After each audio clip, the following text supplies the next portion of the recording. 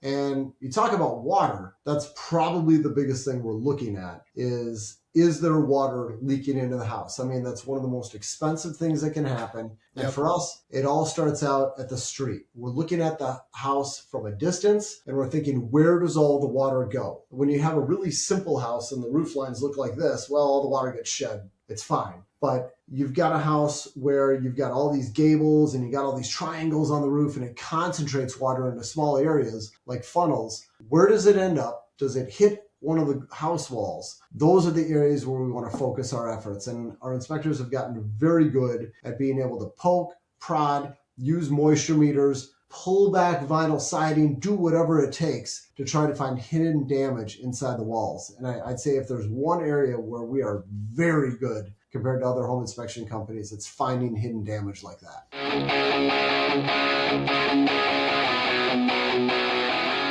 This episode is brought to you by Pierre Tax and Accounting, led by CPA Eric Pierre, a seasoned accounting and tax expert with years of experience helping individuals and businesses navigate complex financial landscapes.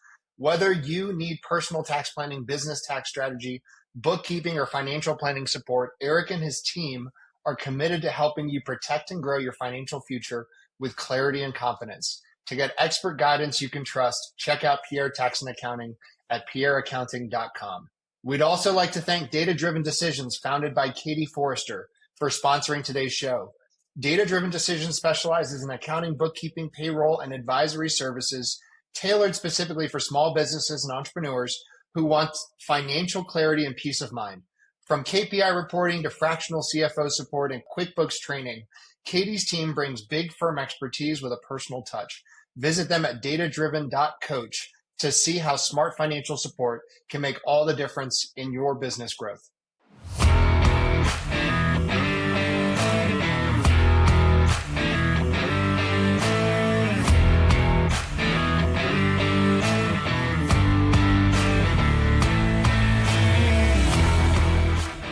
What's up, everybody? Welcome back to another episode of the Big Hitters / Builders Bible. I'm going to put Reuben in both of those podcasts because he does home inspections with StructureTech, a large home inspection company. Reuben has tons of experience. They're growing at a very fast clip.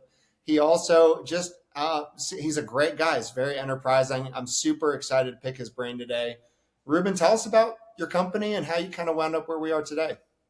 Sure. Well, like you said, we do home inspections. And if anybody doesn't understand what that is, it's basically if you're buying a house, you hire us to come in and we tell you exactly what we're getting. We tell you the good, the bad, the ugly, give you a big report when it's all done. That's a home inspection in a nutshell.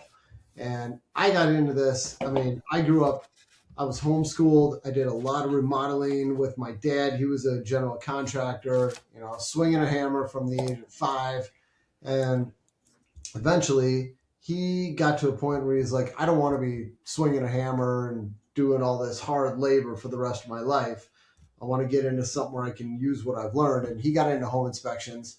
And then he had a good go at that for a while where he was doing contracting and home inspections. And eventually he bought an existing home inspection company. He heard about these guys who weren't getting along, they were partners, and he said, yeah, let's go. And he basically bought the name, a logo, and one employee. And that's when I started working with StructureTech. And that was back in 97. And, I kind of did it on and off. I did it full time for a little bit. And then I went to school and I thought I wanted to be a teacher. And I was going to do this and that. And I kind of worked part time for a long time. But then in 2004, my dad convinced me to try home inspections. He's like, you're going to teach people about their house. I know you love to teach, but you get to teach different people every day. And this will satisfy that need. And I said, all right, I will trust you, Pops. We'll give it a shot. And never looked back. It was a great experience. Learned how to do home inspections with him. And it was me, my pops, and one other guy for a while. And then when my son was born in 2007, I realized I don't want to be answering the phones and doing the books and doing home inspections and having to be on the phone all the time. I mean, returning calls at 7 o'clock at night to make sure I've got work the next day. I mean, I'm doing everything. I realized I'm a dad now. I got to think about family and how to kind of change my priorities. And that's when we made a conscious decision to grow the company. And we started saying, look, we're going to start adding employees. We're going to start having other people do home inspections. And I'm going to change my role to be more of a I don't know, somebody who just oversees it, more of a business owner instead of just working a job. And it has been pretty much continuous growth ever since. So what are some of give us a sense of where you're at right now in terms of employees or top line sales or what, help us understand the deal flow and like how many homes you guys are inspecting, I suppose. Sure. As far as the number of inspections, probably it's several thousand a year. We've got 16, I think it's 16. I never know the numbers exactly, but it's more than 15 and it's fewer than 20. And so we've got all these guys who are out in the field doing home inspections. They probably average about 7 to 8 a week. There's some guys on my team who are like, I want 2 a day, Monday through Friday. And if you got some on Saturdays, I'll get those too. And they're just like, give me as much as you can. And then I got other people who are like, give me 2 on Monday, 1 on Tuesday, 2 on Wednesday. I need my personal time. It's just, these are long days, so they don't do quite as much, but it averages out to about 7 to 8 inspections a day for most of the team. Yeah, I'm pretty sure almost every time I bought a house, it was typically a one-man band, home inspector. Yeah. And so it's really interesting to me because you have been on the show and I've had another one on the show who are scaling to huge kind of agencies is kind of how I understand them. And so what are some of the challenges, I guess, that you face as you're trying to grow and scale and train more home inspectors? Training is probably the biggest thing. I mean, if I could just wave a magic wand and change that would be fantastic. And, I'll give you a little peek behind the curtain on the way home inspections work. You can be a horrible home inspector, just do a terrible job, and you can be very successful at your job because there's a lot of real estate agents who are very interested in somebody who's not going to rock the boat when it comes to someone buying a house. I mean, they've been working with a buyer for a long time, buyer's skittish, and the home inspector comes in and they're like, well, this is wrong and that's wrong. And the buyer's like, I don't want the house anymore. Well, if you get a soft home inspector, you're not going to deal with that problem. And, larger home inspection companies, they're often kind of looked at in a bad light by a lot of one-person shops because the one-person shops see a lot of the bigger companies as just churning out bad home inspectors, hiring somebody, training them for a month, and then setting them loose and saying, all right, go do home inspections. Yeah. And there are a lot of larger home inspection companies who do that. Certainly not all of them. For us, we're kind of the opposite. We have a very long training process. I mean, we've homegrown it and we use the adult learning model where, I mean, we will spend a week just teaching somebody every day about roofs, nothing else. That's what you're doing this week. We're going to go to 1 million properties and we're going to look at roofs. We're going to do classroom training. They get all the different components and then they end up being able to put all these things together. And I mean, it takes months and months of training. I mean, somewhere between about 4 to 6 months to get somebody from hired day one to out the door. They're working on their own. And when it comes to keeping up with market demand, it's impossible. I cannot figure out how to do it. I mean, we look at how many inspections we turn away every year, and then we make a rough guess and we say, we're probably going to need to hire 2. We're going to hire these people in the fall. We're going to train them all winter long. And then we're hopefully going to be ready for them to hit the ground running in March. And if it turns out that we hired 2 great people and they make it through training, that's great. Is it going to keep up with demand? I don't know. Are they going to make it through training? Don't know. If they don't make it through training, it just turns out that they don't have what it takes to inspect for my team. We're in trouble. I'm not going to hire somebody else in the spring and train them up and have them ready to go in the fall. That's where it gets slow. So, you say, what's my biggest pain point? It's getting people from the day they get hired to the day they're out the door in a timely manner and knowing what I'm going to need. Yeah, that's really cool. I know that the last home inspector I'd had on the show, and I'm actually curious to hear your thoughts on this. He talked about their thing is that they follow the flow of water. What is your kind of secret sauce when you're inspecting a home or that you train your guys? There's a lot. I mean, definitely follow the flow of water. Start at the top, work your way down. One of the biggest things we do is just accounting for everything in the house. I think that that's something that just doesn't get taught enough. Trying to think about what do you have inside, and you want to match that to what's going on outside. I mean, if you've got 5 bathroom exhaust fans, when you're inspecting the exterior, you better find 5 terminals. And you better make sure that there's air coming out of every single one of them. And you talk about water, that's probably the biggest thing we're looking at is there water leaking into the house? I mean, that's one of the most expensive things that can happen. And for us, it all starts out at the street. We're looking at the house from a distance and we're thinking, where does all the water go? When you have a really simple house and the roof lines look like this, well, all the water gets shed. It's fine. But you've got a house where you've got all these gables and you got all these triangles on the roof and it concentrates water into small areas like funnels. Where does it end up? Does it hit one of the house walls? Those are the areas where we want to focus our efforts. And our inspectors have gotten very good at being able to poke, prod, use moisture meters, pull back vinyl siding, do whatever it takes to try to find hidden damage inside the walls. And I'd say if there's one area where we are very good compared to other home inspection companies, it's finding hidden damage like that. Interesting. So you're telling me that sometimes you do an inspection and there's 5 bathroom exhaust things and there's only 4 terminals. Oh yeah. Find it all the time. Maybe 3 terminals. Or maybe you have 5 terminals, but there's only air coming out of 4 of them. Well, what happened? What went wrong? Yeah. Maybe it got disconnected in the attic. Yeah. We shared a story on a podcast we did recently where, and I mean, if you don't understand how a house is built, you're not going to drop your jaw the way you should when you hear this. But somebody took a bathroom exhaust fan and they tied it into their water heater exhaust.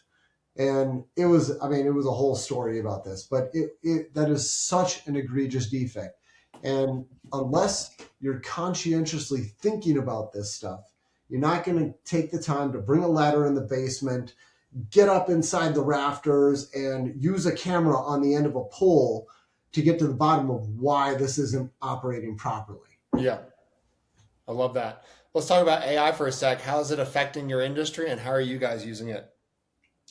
I'm not using it to its full potential probably. I'm using just a small fraction of what I should be using it for probably. I mean, some of the stuff that's helpful is just being able to take a picture of something and use, say, Google Lens to identify what it is. I mean, you got this odd thing in a wall and it's got some serial number on there. A lot of the time we can use Google Lens to figure out exactly what this is. And it's more just trivia when it comes to that. Yeah. But where I see it going, we're not here yet, but there's a lot of talk about this, is home inspectors being able to take a photo, have our report writing software identify what the defect is, and put together a comment for us that's going to be really close to what we'd actually write if we were writing it ourselves. And maybe it's going to take some tweaking. Who knows? In the future, maybe we won't have to tweak it. But that's where I see it coming. And there's a lot of talk about this. And I'd say within the next 5 years, the way we write our reports is going to be dramatically changed by AI. Yeah, that's amazing. What are some, like, what's next? What's next for your company? Where are you guys trying to go? You know, there was a time where I thought I want to expand north. I want to expand south. I want to go to all these different markets, and I was on that kick for a while. But at some point, I just realized I I don't really want to do that. I want to continue to grow right where we are. I want to have slow growth, controlled growth. I mean, we're going really fast at some point, and it just felt like it started to get out of control. I was hiring 4 inspectors at a time, and it things just weren't as manageable at that point. And I realized I'm a much happier person when we're adding 2 inspectors a year, and it's just steady and controlled. So, right now our goal is to have 10% market saturation in the Twin Cities. We probably have closer to about 6%. We're after about 10%. And if I can get to 10%, I feel like I would just be happy to stay there. I would be okay if we stayed there for the rest of my career. I would have a very good living, and I'd have to keep adding inspectors periodically because, of course, you have attrition. You have people who move. You have people who have health problems, people who just decide, well, people who retire. But that's my ultimate goal right now. Yeah, I love that. What's one thing that gets you fired up that we haven't talked about? I know it's a verse behind you. I don't know if you're. Yeah, Oh yeah, yeah, yeah. uh, definitely. I How mean, does faith factor into how you run your business?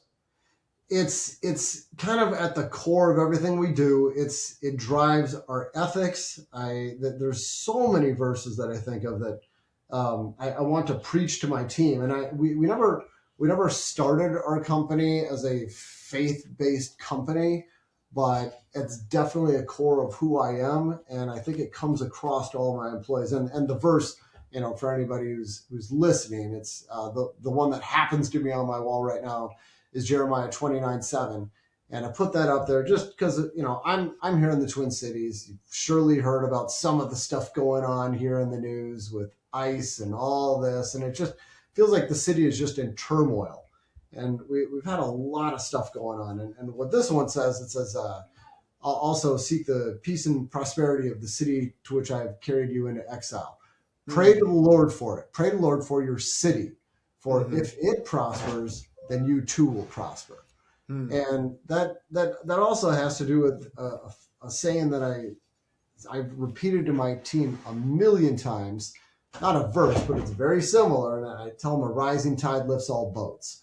When the home inspection industry does better, we all do better. And that's something we're trying to do at StructureTech, is just make other home inspectors better through education. And when the industry succeeds, we all succeed. Amen. I love that. What's one thing we haven't talked about? Is there anything else that we haven't talked about that gets you fired up or you'd want to share? Oh man, probably personal fitness. Yeah, let's talk about it. You said that's good. You did 2 a day the other day. I like that. Yeah. I'm huge into that. I spend a lot of time. I go once a day to my gym, sometimes twice a day, and I'm very diligent about that. Sometimes it's the highlight of my day. I've got a son who's 18. He goes with me most days, most weekdays. He does it before school. When I was that age, there's no way you're getting me up and going to the gym before school. But I love that I'm able to pass this excitement about it onto my kids.